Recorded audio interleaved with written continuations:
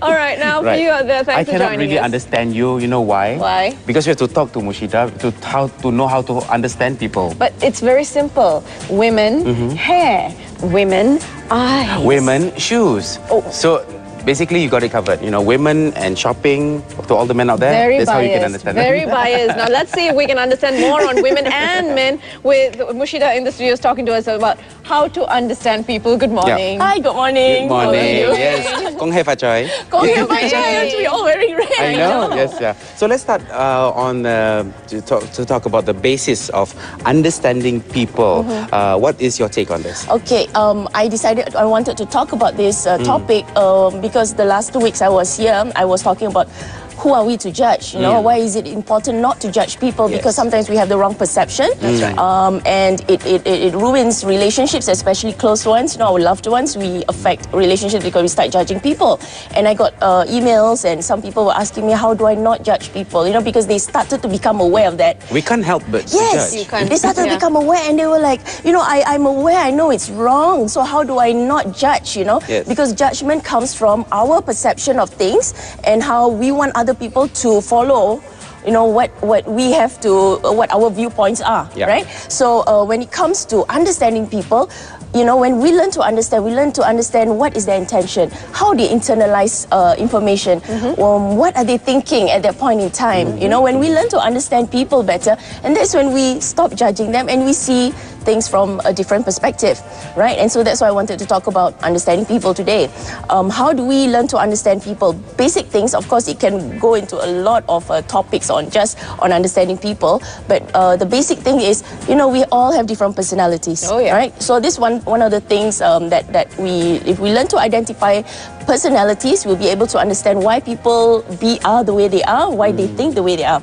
All right, and the other thing is different people have different experience, they have different perception of things. They've been brought up in different environments. Differently, culturally, different religions. So people all have different belief systems, all right? So if we learn to understand, okay, it may be coming from their point of view of certain things, it differs from us, you know, we become less judgmental. The other thing I would also like to address is different people process information differently. We see things on a different level. Other people see things on a different level because they process the information differently, and that makes them, you know, sometimes they have different perception of things. Also, all right, from these three basic things that we're going to talk about today, let's focus on one, which is on personalities, right? Different personalities. Yeah, different personalities, and this is something I will talk about in more detail in another session.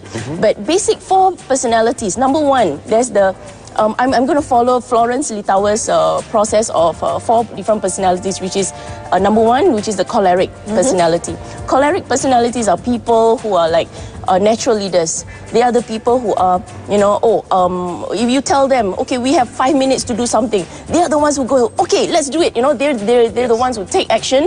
They move fast. They have good, you know, the good things about cholerics being they are driven, they're fast-paced, they're natural leaders. But the bad thing about cholerics also is sometimes they say things fast and they hurt people without thinking. All right, but that is their personality. All right, and then the other thing is cholerics are said to cause ulcers. They don't get ulcers. They don't? They don't get ulcers, they cause ulcers. They just get because everyone else having it. they just laser, you know, they poke, they just talk. And they just delegate and boss people everyone They boss people around. So people and if the total opposite of a choleric is a phlegmatic personality. A phlegmatic is somebody who likes balance, you know, and you know, there's a joke about phlegmatics. Phlegmatics will only marry cholerics because a choleric will not marry another choleric. There'll be war, you know. Because they're always like, oh, I'm right, I'm right. So a phlegmatic is somebody who likes balance, who's very patient. Zen. Yes, very zen. Chill. Yes. Balance of everything. Everything. They don't like to argue. And but the good thing about phlegmatics are they're wonderful supporters. They like peace. They're very peace-loving people. The bad thing about phlegmatics is that they get ulcers. No, they're the ones who get ulcers, and they're not moving. They don't move very fast. They procrastinate. Sometimes they say, "Oh, I want to do something," but it never happens because they're still thinking about it, thinking about the right time. Okay, that's the you know, the weird thing about phlegmatics. And phlegmatics also are people who, you know, you can push them to a certain level, but if they cannot take up to a certain point, they leave. And you can cry and beg, please come back to me. The person will just leave, all right? Because they are very sensitive people. All right. The third one, which is sanguine. A sanguine is somebody who's like really, oh hi, how are you? You know, you go, they're the life of the party. When they come to a party, you see them, you hear them because they're very loud. Yes, they're fun people. They're party people. There must be a but somewhere. Yes. But waiting for it. Okay, that's the good thing. But the weak thing about sanguines are if you go to their house, it's very messy because they're so disorganized. They see everything big picture, but they cannot see details. And the opposite of the sanguines are the melancholics. The melancholics are people who are very detailed and they're very they're very like, oh, it has to be in a certain way, very orderly. If you go into a melancholic's house, it will be very organized and very neat. Everything is in place, not a frame is saying it. You know, they're just very, very organized people. But right? Is there a but for melancholics? Yes, melancholics also there is a but. They're also not very forgiving. All right, and then they can be too orderly. Yeah, in that. Some other people, like the sanguines, will find very stressful to be around. So like sanguines would tend to macromanage, but melancholics would tend to micromanage. Yes, that's right. So there is a combination of these personalities in a person. I mean, it's not only one personality. Yes, there is a combination, but just as an overview, a sanguine cannot be a melancholic. Okay. Yeah, but a sanguine can be a sanguine choleric or a sanguine phlegmatic. Okay. All right. Yeah. We can talk about this in another session because this is really detailed. I'm already seeing my personalities across the four, and I'm thinking, wait a minute, where do I fall in? Sanguine. I'm already seeing it across the four. Yeah, I'm a sanguine, so I can identify with another sanguine. Okay, so we talk a lot. Okay, and the other thing is when you identify personalities and you understand their strengths and weaknesses, you know how to work with them better. You know how they think, how they are like. You know what motivates them. Yeah. You can't tell a melancholic person, come on, let's go to a party. Let's go and meet new people, and they will find it very stressful. Or you ask him to do a sales job. You go out, you get sales, go and meet as many clients. They will get very stressed out. Same thing like you ask a sanguine to do accounting or bookkeeping. They'll be very stressed out and your money will be gone. Or everything goes shopping, go to shopping.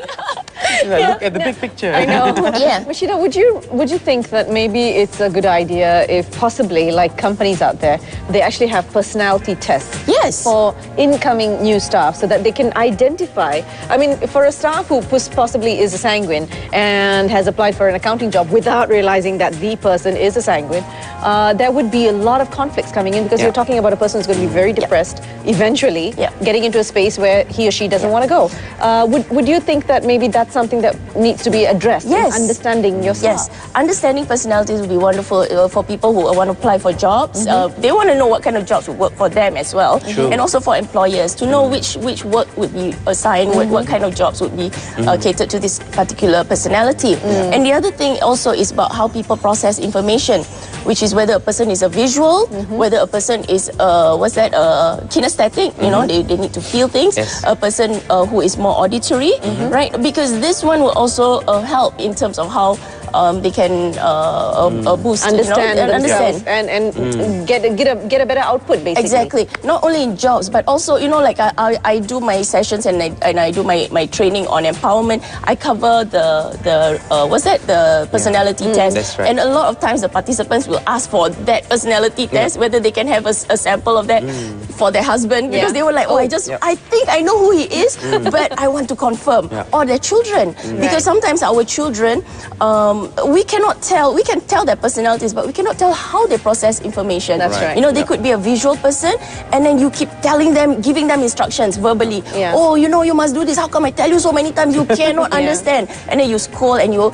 alienate the child, and the child gets low self-esteem. So if you know that your child is a visual person, when you give instructions, you show them like visuals, so they understand. Right? It's good that we are armed with this knowledge of knowing different people's personalities, so that it's easier for us to interact with them, right? Right, exactly. And if we don't have time to meet people and actually know their personalities or know how they process information, the other way is to know the basic fundamental human needs. Every human emotional need that every human beings need, all right? Yep. Number one, people need to be acknowledged, right? You acknowledge them, you say, thank you for being here, like you acknowledge me, wow, I feel so good, right? And the other thing is people want to be recognized. Yep. So people like when they do something great, you tell them, look, you know, great job. Zamil did very good at hosting Hello On too. You know, you feel good. And Annie also, she's wonderful, right? So people feel that recognition. The other thing is people want to be appreciated, say thank you. Any small things they do, say thank you. Yes. All right. And the other thing is people do not want to be criticized. Right? Imagine this. Appreciate, acknowledge, recognize, criticize what's happening in the world today. People go the opposite way. If anything bad, wow, you highlight. You highlight the bad things. But you don't see the good. You don't highlight the good. Sometimes people see the good, they keep quiet. It does not cater to the fundamental human need.